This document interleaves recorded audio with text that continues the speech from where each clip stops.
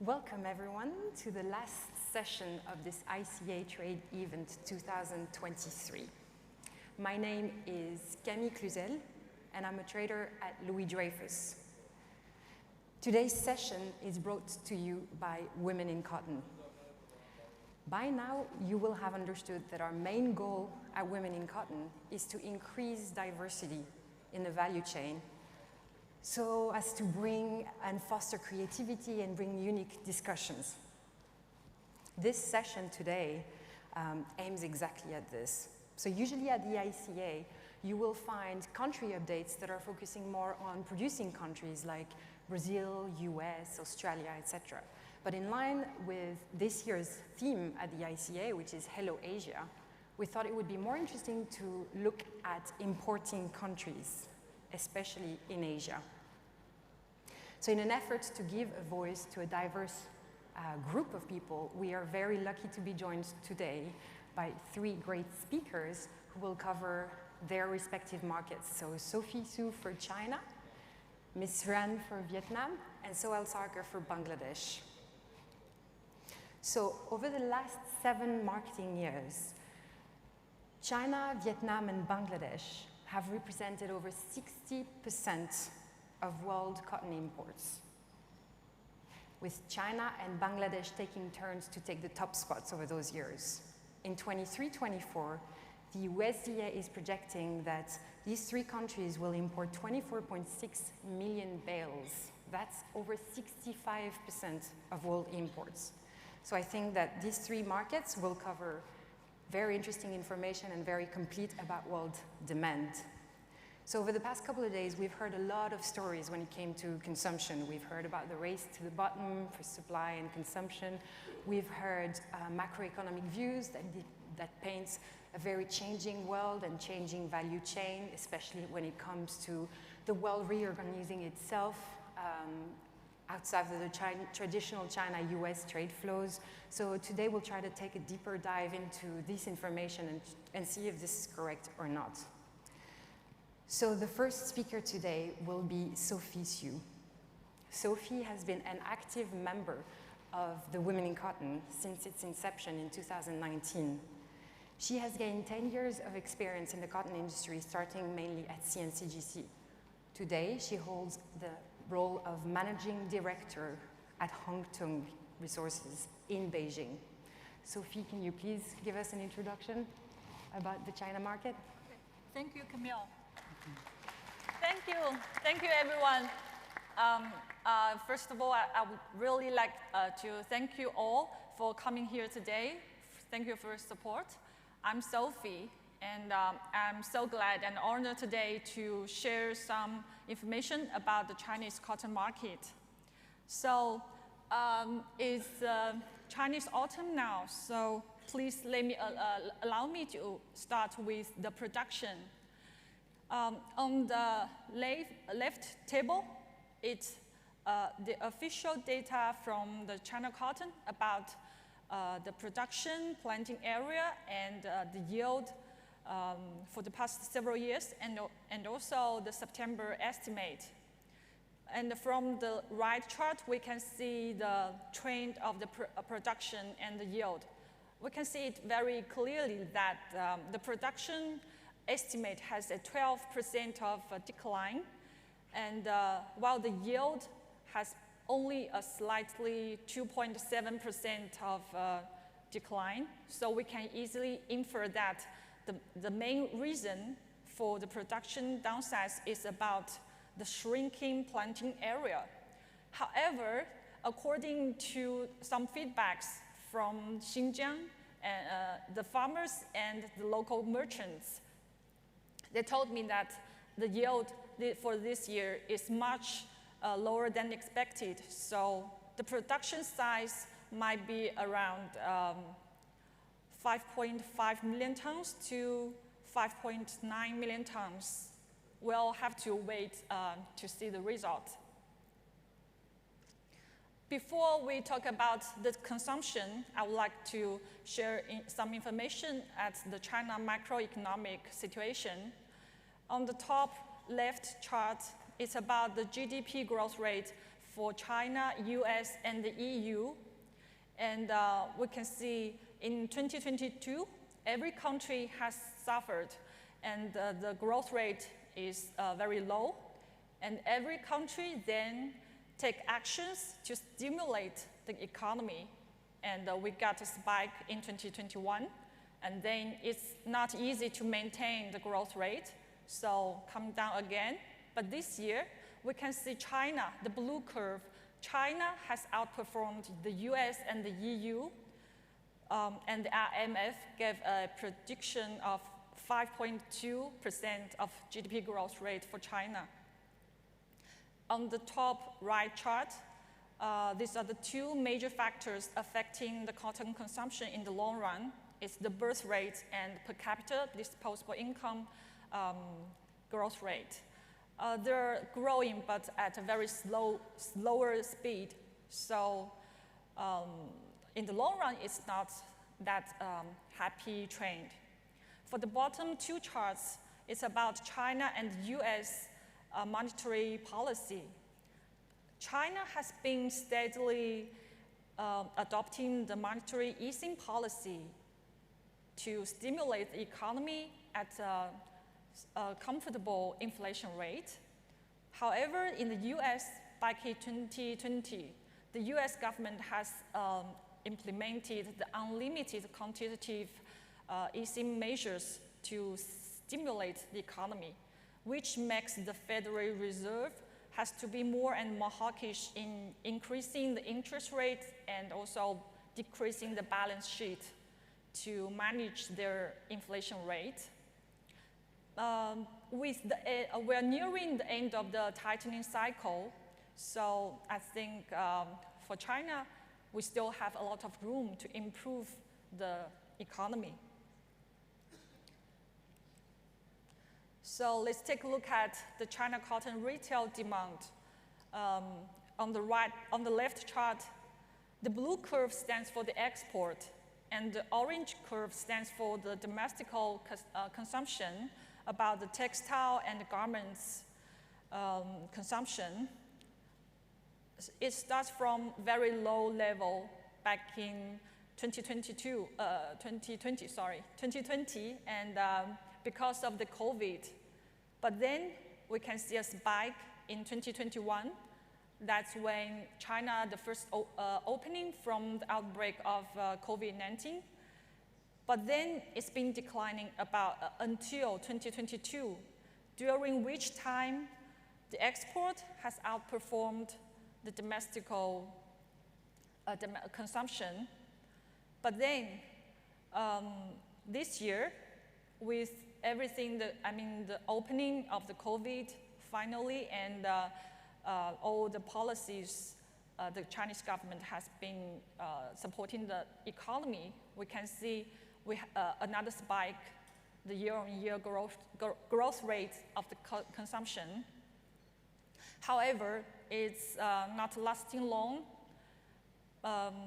They're disappointed the market, both speed down. And on the right charts, I want to point out what's worthy to mention is by destination, the export has some shifts. The first one is about EU. China has been exported to the EU less, majorly because of the economy in the EU.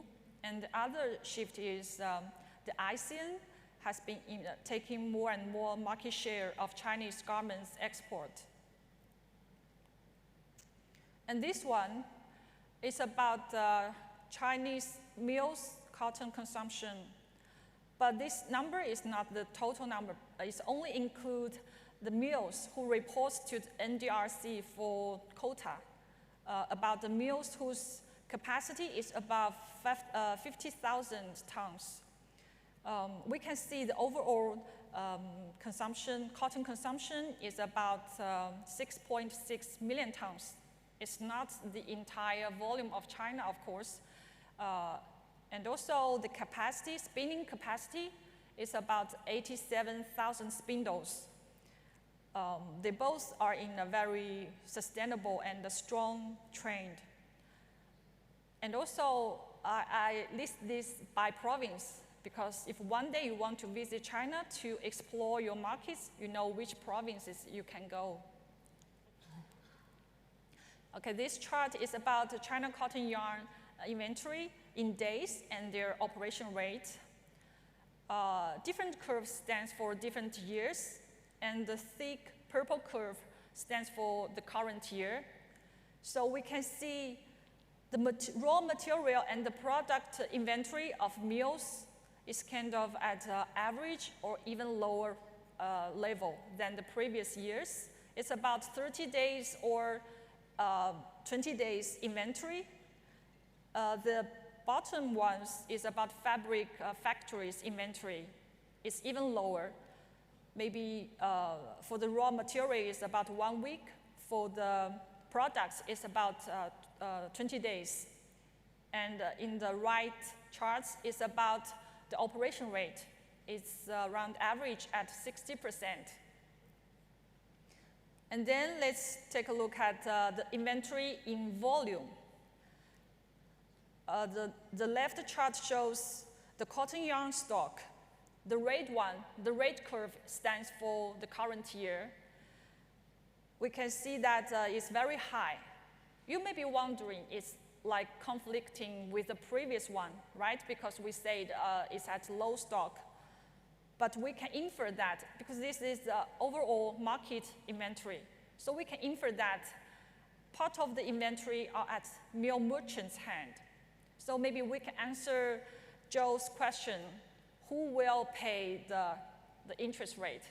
I think part of the interest will be paid by the mill merchants who hold the stocks. On the left chart, we can see it's the cotton stock. Also, the red curve stands for the current year. It's rather low, right? It's like the lowest comparing to the previous years. So this is about the cotton inventory for the past like 20 years. The pink bar is about the state reserve inventory, and the orange ones is about the market-free inventory. You can see that for the past several years, the reserve has sustained at a rather low level. But for the current year, it's empty because no one knows what will be the closing stock for the state reserve. But we know the market overall inventory of cotton is at very low level this year. Having said production, consumption, inventory, we can talk about import. One of the very important factors about import is the price spread. The black curve stands for the import cotton price, pricing in the ICA futures plus basis and converts to the RMB units. And the orange one curve stands for the import cotton pricing in Zhengzhou futures. And the yellow area stands for the price difference. We can see for the past years, most of the time, the yellow area is positive. That means the mills import cotton is profitable, so they will do that. But we can also see that in the most parts of the 2022, it's negative. And we should have the fresh memory that last year, China is very quiet in importing cotton, right? Because the profit is not there, and we were even trying to export. But luckily, we can see this year, starting from March and April, it's coming back again. It's profitable again. So China has been back to the dominant buyer of the US cotton and the Brazilian cotton, supporting the market basis. Okay, this is the balance sheet from Cotton China in September. We have analyzed the data. So maybe in October, there will be some changes about production. Currently, it's 5.9, but maybe it will be much lower than that. The import, considering the price difference and also the quota has been issued, 1.8 seems to be a fair volume. And the consumption, regarding the consumption, since we heard that most of the mills are losing money, so maybe the numbers should be lower. Okay, but I think in the end, China, we see the capacity, we see the overall cotton consumption. We can also answer Joe's question. Will China continue to be home of cotton? I think so. As long as the interest rate come back to the normal rate and also the global economy recovers, I think China still will be the hope. Thank you. That's all my presentation. I hope the information is useful to you. Thank you. Thank you. Thank you so much, Sophie. Thank you very much. So in an interest of getting a great picture of all three countries combined, we have decided to go one country after the other and take all the questions at the end. So after this great insight on China, we will lead into Vietnam because those two countries are very well intertwined and we need to answer some questions as to the change of the value chain. So for Vietnam, Ms. Huan here. Thank you, Camille. I will introduce you. Yes. So Ms. Yuan is founder and director of COTCO, which is an agency based in Vietnam in charge of cotton imports, yarn selling, as well as spinning machinery selling. With all these skills, it gives Huan a very unique insight onto the Vietnamese markets. So Huan has worked in cotton for over 17 years and founded COTCO in 2016. She employs currently 14 people with a perfect gender parity. And she represents everything I admire about working in Vietnam, where you will always find some very strong women in decision-making roles. Thank you, Camille. Thank you. Thank you so much.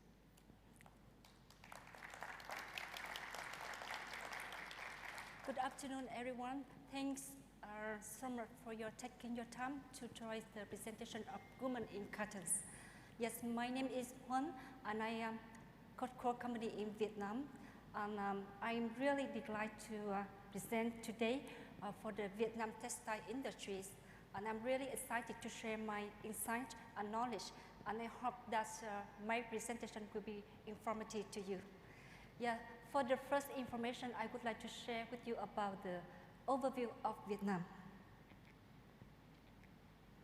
So, Vietnam have very small land area, around 331 kilometers, and have around 63 provinces at the moment. However, the population in Vietnam now near 100 million individuals.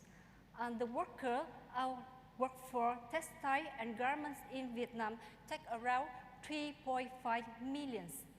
So, special thing here, the women are working for the textile and garment comprising over 70% across all states.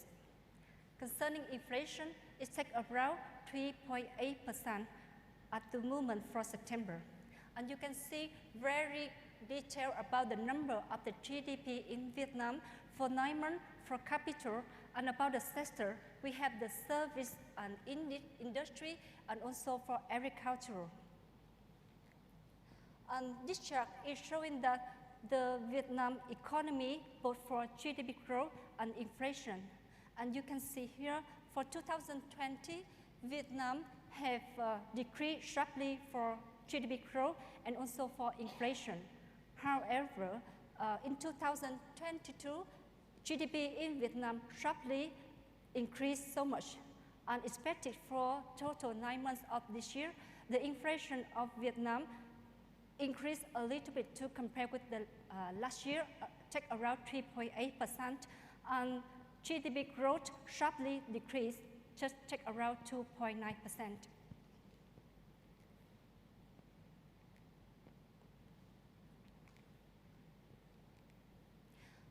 And this slide is showing very interesting data. That is telling that Vietnam it takes maximum the benefit and advantage to compare with other Asia countries in textile industries. At the moment, Vietnam already signed 15 trade agreements. So it's telling that Vietnam will have many opportunities for growth in the coming year for the textiles. And the latest trade agreement Vietnam has just signed recently, that is EU-VFTA. So what is the benefit for this trade agreement for Vietnam and Europeans?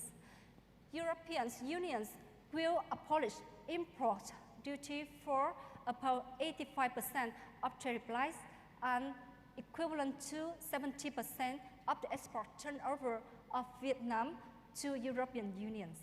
And Vietnam will abolish import duties for about 48% of trade price, equivalent of 64% of the import turnover of Vietnam to from European unions.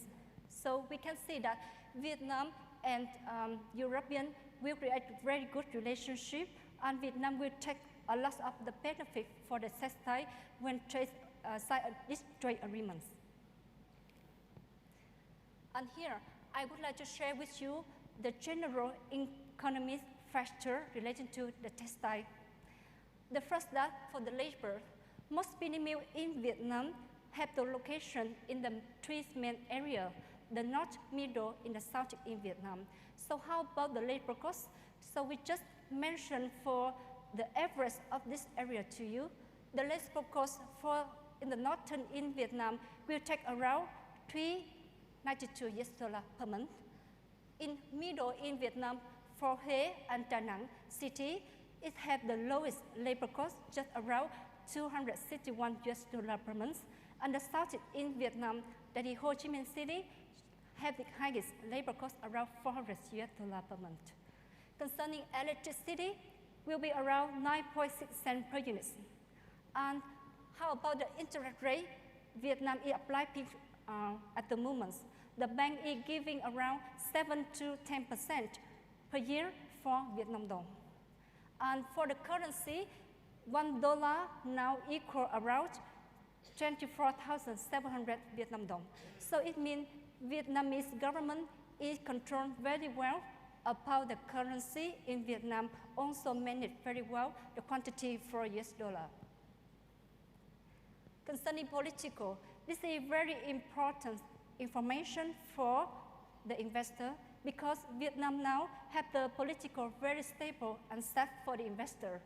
Because Vietnam is a single communist party at the moment, and the government take a lot of many steps to increase for the foreign investment and for bilateral trade agreement with other countries. I think that there are many people sometimes will want to have the answer for how many spinning mills in Vietnam, and I would like to show the answer for you. At the moment, Vietnam is estimated around 120 spinning mills, whereas Vietnam take around 80 spinning mills. Concerning for the FDI companies, for China, take around 15, Korea, 10, Taiwan, 9, and all the FDI company around 6. So how about the distribution? The northern in Vietnam take around 42 spinning mills, the middle take around 14 spinning mills, and the south are the biggest 64 spinning mills. So with 120 spinning mills in Vietnam, we take how many spindles available in Vietnam at the moment? The answer here, the estimate around 10 million spindles in Vietnam for 120 factories. And you can see here very special thing that China, they have 15 spinning mills in Vietnam, but the percentage take around 32%, and the spindle is estimated around 3.1 million spindles. So it can show that China is the largest investment in Vietnam at the moment. And now we will go to the database of the textile in Vietnam. The first, I would like to share about raw material import in Vietnam. The two material I just mentioned here, that is for cottons and for fiber. And fiber here, that is for polyester. And according to the Vietnam Customs Department, they estimate that in September, Vietnam import around 105,000 tons for cottons and import for polyester around 20,000 tons for BSF. So how we evaluate the raw material import? According to the USDA forecast that Vietnam for the new marketing year 23-24 is expected to rebound after the sharp declines sharply for 2021 and 2022. And how about the polyester? Polyester is expected to the end of this year will be increased about 5%. And I will tell you the reason why polyester increased by 5% for the next slides. And now we will see yarn export and import in Vietnam. The orange line will show for the yarn export, and the blue line will show for the yarn imports. And it's expected that for yarn export in Vietnam will be increased by 10% to compare with the last year. However, the yarn's price will be decreased around 25 to 30%. And even at the market's downtrend at the moment, some spinning mills in Vietnam, their profits at the moment decrease a lot. However, they still try to maintain their production line for the reason why. The first, that they want to keep the maintenance production to have the cash flow back for the business. The second, that they want to maintain to keep the worker. And the third, that they don't want to have the large inventory for yarns. And concerning for the yarn imports, we can see here the yarn import is expected to decrease by 10%. The reason why? The first, that the demand for garments at the moment are not there. And the second, that some kind of yarn Vietnam import before, now they can produce in local. And who are the top customers is importing yarn in Vietnam? We can see very clearly here that China had the biggest share on the charts. And in 2021, 2022, the rest of this customer not changed so much. The first, that top is China. The second, that for South Korea, Thailand, Indonesia, and India. So how about for the yarn in 2023? The percentage yarn import from China that not keep like this, it will be expected to decrease about 50%. The reason the China officially to decrease import yarn from overseas. And now we will go to the Vietnam textile import. And in the chart, we can see that import of textile for raw material increased to compare with the previous months. However, only for cotton, special decreased by 8%. And for fiber and yarn, increased by 8.5%. For material and accessory, increased by 5.6%. And for fabrics, short by around 11%. And how about for textile export? We can see that very positive number on the chart. Most of the line is showing going up. So the export saw the robust growth in August for the textile export from Vietnam. And in general, Vietnam textile and apparel export over the year, in volume increased every year. However, for the growth rate, we see there's some fluctuation, especially for 2020, minus 10%, and we can easy to understand why this is minus, because that's the uncovid appear, and expected 2023, the growth rate from Vietnam will take around 6% and will be reached around 39 billion US dollar if Vietnam try to do better for the last month in this year. And the last slide that he reviewed for market situation, you can see here the number for the value, the number for the percentage, mostly that it decreased. And export of textile and garment in the first 8 months of this year expected to decrease 18.5% to compare with the last year. And the US, still the largest market to import textile and garment from Vietnam, followed us by Japan and Korea, equal 10%. The biggest challenges and the difficulty facing textile and garments enterprise at the moment is lack of the big order for garments and also lack of the financial channel support. So the operation rate of spinning mill in Vietnam at the moment is forecast to decrease about 5% to 10% or more until the end of this year. Thank you so much for attention for my presentation. Thank you so much. Thank you, Huan. I think that we can say that it's a lot of data, but we chose to show you this data because it's not an easy answer to tell you, is consumption going up? Is it stable in Vietnam? What we can clearly say from this presentation is that Vietnam is uniquely positioned to benefit from any uptick in world consumption with its proximity with China, as well as these numbers of free trade agreements with the Western world as well. One other point that has been made clear by Ms. Yuan as well is the slight change in how the yarn flows are going between Vietnam and China, pointing at further integrations at some foreign investment into Vietnam. So we will get to understand a little bit more about this later if you have more questions. But in order to keep a big picture, let's move straight into Bangladesh. So the Bangladesh market will be covered by Sohail Sarkar here. Sohail is the managing director of Purbani Group in Bangladesh. It's a well-established, vertically integrated business in Bangladesh. So it goes from spinning mill with Karim spinning, all the way down to fabric manufacturing, through yarn dyeing. It gives a very clear understanding of the entire market in Bangladesh. Sohail, as an ICA board member, is uniquely positioned as well to be a champion for change.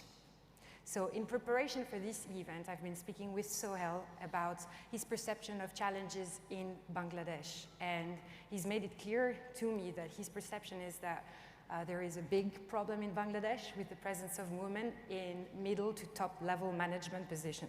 And to illustrate this point, he's informed me that at Purbani Group, for instance, where they have a fairly balanced number of people, 50%, 50%, when you look closer into the data and closer to the garment manufacturing, women are heavily represented in that part at 65%. So Sohail here is present to also give his voice to the women in cotton and to the Bangladesh market. So Sohail, please.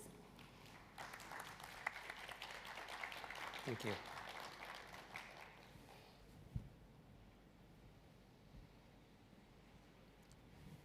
Thank you, Camille, for the lovely introduction.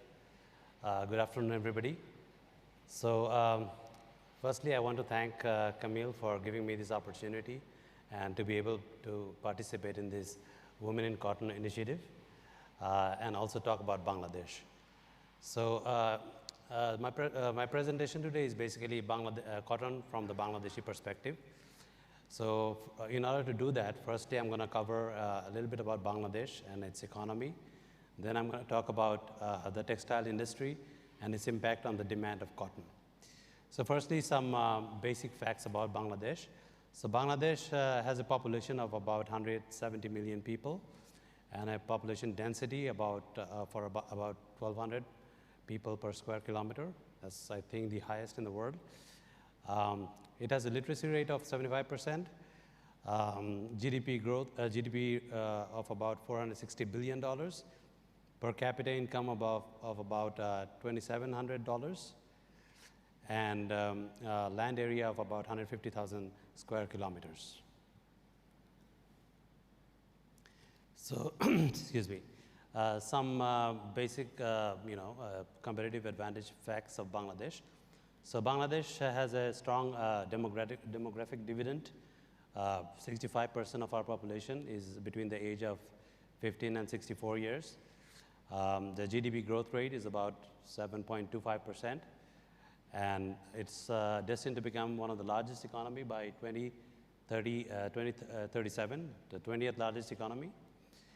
And Bangladesh has a very strategically advantageous location. We are situated very close to China and in India and have a strong land and sea roads. And it's destined to become the 9th largest consumer market in the world by 2030. And the government has set up 66 economic zones to attract foreign investors for manufacturing plants, etc. So now I'm going to talk about the textile industry because that's what generates the demand for cotton. So Bangladesh textile demand is basically revolves around two basic demand: the export demand and the domestic demand. So when I talk about the export demand, I mean the RMG export. And the RMG export basically, uses fabric from woven denim, knit. So that's a big part of the export demand, and also the home textiles. And for the domestic market, I mean the domestic consumption in Bangladesh. And in the domestic consumption, we have the traditional lungi, sari, and also the ethnic wears of Bangladesh, and also the other, produced clothing in Bangladesh. Also, there is a requirement for home textile in Bangladesh. Excuse me. So basically, the export demand and the domestic demand are the two drivers for the textile demand in Bangladesh. So RMG is one of our strongest, sector in Bangladesh, and that is the main driver of the economy in Bangladesh. So as you can see that second to China, Bangladesh is the largest exporter of RMG garments, ready-made garments in the world. And right now we are exporting about $45 billion worth of garments, and we have a current market share of about 7.9%. And we are seeing that our market share is increasing. If you look at the past 5 years of data, from 2018 to 2022, so it has grown from 6% to almost 8% now. In dollar terms as well, you can see from 32 billion to 45 billion. So in terms of the destination for our export of garments, European Union is the largest destination. Part of the reason is because we enjoy this GSP facility, and current export figure is about $23 billion worth of export to Europe, which is about the 50% of the total market, total exports of Bangladesh. And USA is the second largest destination for our garments. It's about 10 billion, and which is about 20% of the total export share. So now we're going to talk about the yarn. So basically, yarn is where the cotton is used mostly. I mean, the yarn is cotton is the basic raw material of yarn. So we need to understand the yarn situation in Bangladesh. So total yarn use in Bangladesh is about 4.3 million metric tons, of which Bangladesh imports about 1 million metric ton and produces about 3.27 million metric tons. And the utilization of the yarn goes 33% for domestic use and 67% for export, which is the RMG end use. So owing to this huge demand in textile, Bangladesh has emerged as one of the largest, I think the largest cotton importer in the world. Right now, I think it's been like that for the last 3 years. The largest cotton consumer, and we have a huge spinning industry which is booming. And if you look at this chart, from 2018 to 2023, we have had tremendous growth in the spindleage. We had 13 million spindles in 2018, and the projected amount of spindles that we are supposed to have by 2023 is about 18 million. A lot of spindleage got added because of the big spike in business that we saw 1 year ago. And correspondingly, you can see that the cotton import has also grown in Bangladesh. In 2018, we were doing about 7 million bales of cotton. Now we are, we're destined to do about 7.7 million bales of cotton in 2023-24.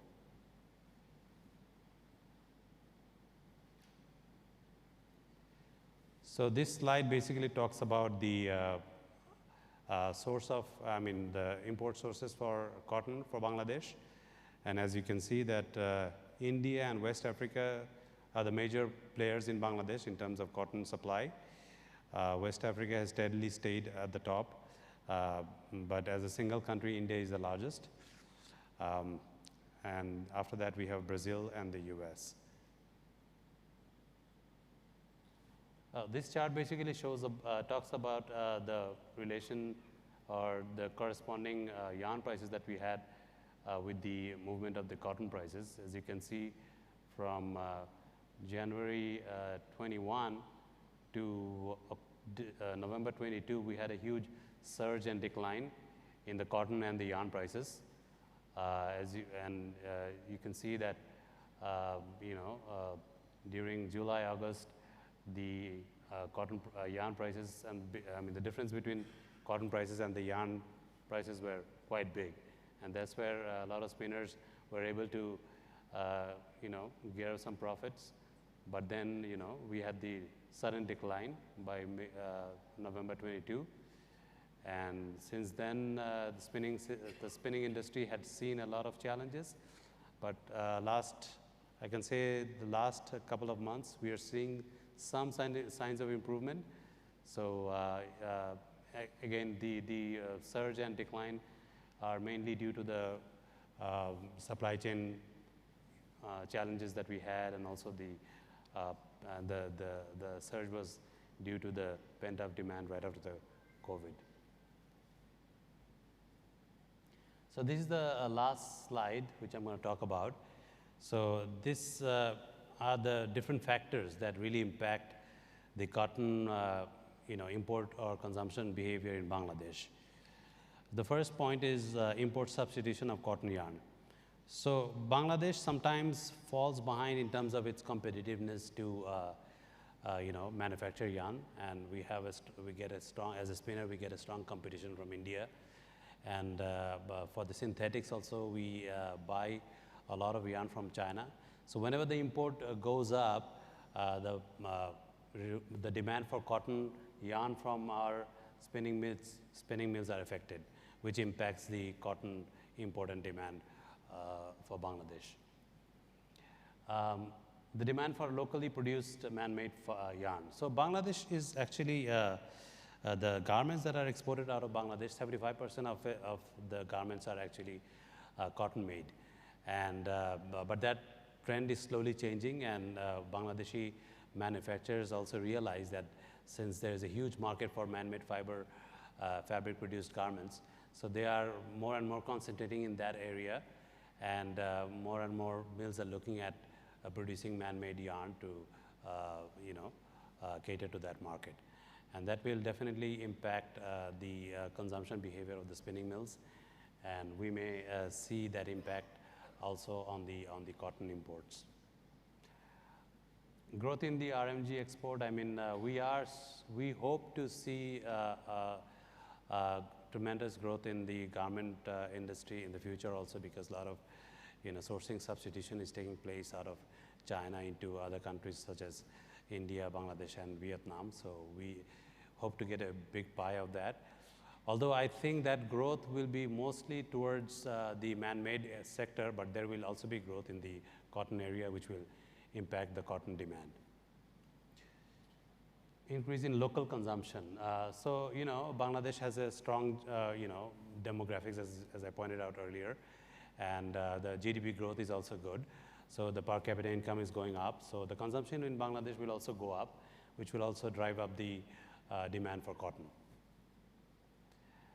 And lastly, the growth in the recycle market. So obviously for sustainability reasons, the demand for the recycle fabric and the recycled fabric made garments are growing more and more. So that will definitely have a negative dent on virgin cotton. So hence will have an impact on the cotton demand. So that's pretty much what I had for today. Thank you for listening. Thank you so much. Thank you. Thanks. So we will please make the QR code available here on the screen so you can submit your questions for our speakers today on their respective markets. And while the questions are coming through, I have been asked by the ICA to remind you that the gala dinner will be held here tonight at 7 p.m. You will receive by email your table number. So make sure to wait your best gown.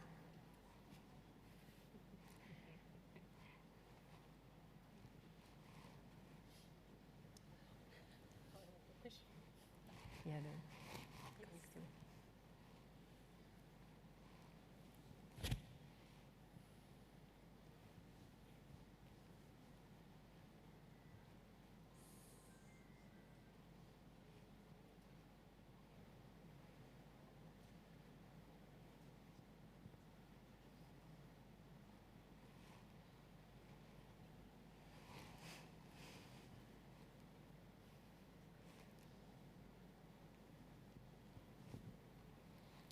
all right, we have first question for you, Sophie.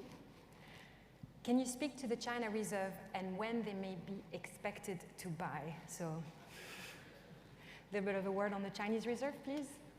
Okay, so let me check the question.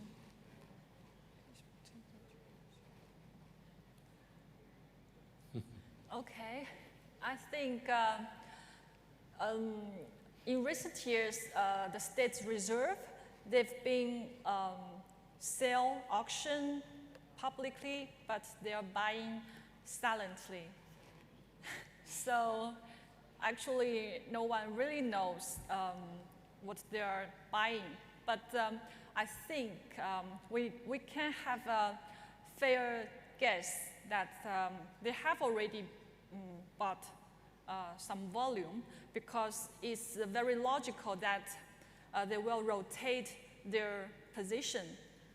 From July until now, the reserve has sold 720,000 tons to the market. I think they have to buy at least that volume to maintain their stock, to manage or to leverage the market in the next crop year.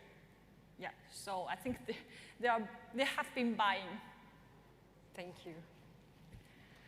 One question for you, Sohail. What percentage of your business has shifted to recycled fibers? I haven't really estimated the percentage, but I would say about 10 to 15% currently. So that's my real personal change business for the Bangladesh market, which relies mainly on 100% cotton normally, right? Yes. Thank you. For the Vietnam guest, Ms. Huan, how much of cotton imports into Vietnam is dependent only on sustainability? Thank you very much for the question. And until now, for the 9 months in this year, Vietnam already import around 900,000 tons, and expected to the end of this year will be reached around 1.2 million tons. And according to the USDA forecast, that the Vietnam will be strong rebound for import cotton after sharp decline. So in 2021, Vietnam already import around 1.6. 2022, Vietnam imports around 1.4 million tons. So forecast that if the strong rebound, we hope that will be reach similar like the year 2021. Yes, and could be half for the reach around 1.5 to 1.6 million tons. And if you had to take a guess on how much of that has to be sustainable cotton, It is better cotton, organic, or USCTP, a rough estimate of the percentage of this? What is your guess? Yeah, I think so. Not only Vietnam, but that is the demand for the global for the textile at the moment. So Vietnam already start to focus for the demand in buying the cotton, beside cotton, just protocol from US cotton, and also for some West Africa like TMI. Yes, CMI, yes. Yes, I think that's the niche should be a good strength for the Vietnam and also for all the spinning mill in the world. Definitely growing then. Thank you. Yeah, thank you so much. I'll see for another question. So I'll take the first one. What will be your advice to young women who want to be involved in cotton business? Raise your voice, join Women in Cotton, and don't be afraid to speak up.